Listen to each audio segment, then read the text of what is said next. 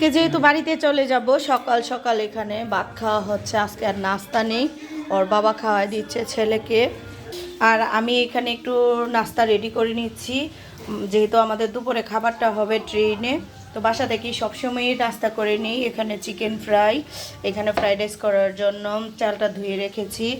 আর এখানে সবজিটা আমি একদম রেডি করে ফেলেছি, তারপরে হচ্ছে একসাথে রান্না করে ফেলবো। আর এখানে দেখেন যাওয়ার আগে কি অবস্থা ঘরের, এখানে আরও ভাজা হচ্ছে। এইখানে আমি ফ্রাইড রাইসটা তৈরি করব এখন। এই যে আমার ফ্রাইড রাইসটা একদমই রেডি হয়ে গেছে, এখন আমি বেড়ে নিব। আমরা স্টেশনে চলে আসছি, এই যে আমাদের ট্রেনও চলে আসছে। আর আজকে যেহেতু শুক্রবার, আমার হাজব্যান্ড আমাদেরকে এগিয়ে দিতে আসছে। আমার মেয়ে দেখায় তার মামার বিয়ের ডালা, না ডালা দেখাচ্ছ? আচ্ছা জিজান, সাবধানে হাঁটো, সাবধানে হেঁটে যাও, সাবধানে হেঁটে যাও। তাসনিয়া কি খাও? ট্রেনেও এই কোথা লেগে গেছে তাদের।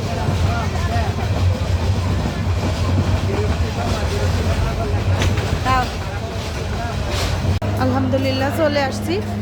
আর আমার বাপ চাচা সবাই চলে আসছে আমাকে নেওয়ার জন্য। এই যে আব্বা, কাকা, আরেক কাকা লাকিস নিয়ে সামনে চলে গেছে। আমার আম্মাও আসছে। এই তো মোহনগঞ্জ স্টেশন। কিসে ও আসতে পড়বে, টাইনে নে কাকা, টাইনে টাইনে নে। দুই রিক্সা নিয়ে আসছে, কারণ ব্যাগ বেশি, এক রিক্সা হবে না।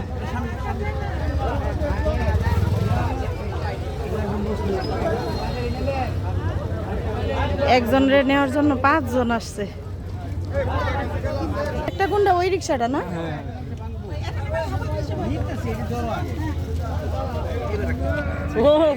আমি কি এটাই বসবো? চলে এসেছি। বাংতো কেন বাড়াছে?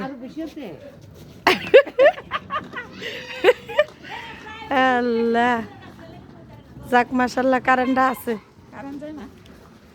কারেন্ট যায় না? না, শীতকাল পড়ছে না, এখন আর কারেন্ট যাবে না। বিসমিল্লাহ, বাড়িতে আসলাম।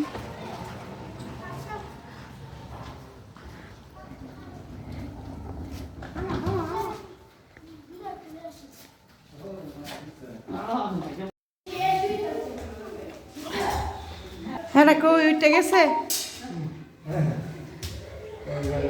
আমা বারাবা দিয়ে দাও, দিছো?